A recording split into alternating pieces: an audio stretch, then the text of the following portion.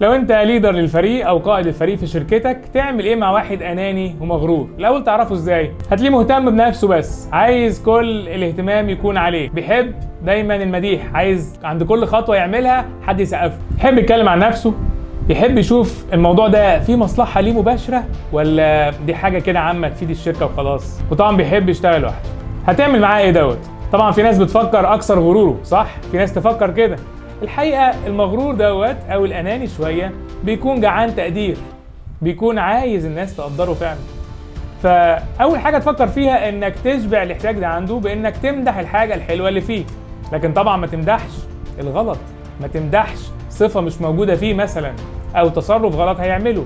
فشجع الحته دي عنده ويعرف ازاي تقدره، وهو يعرف قد ايه انت محترمه، محترم مواهبه، وفعلا مقدر الامكانيات اللي عنده.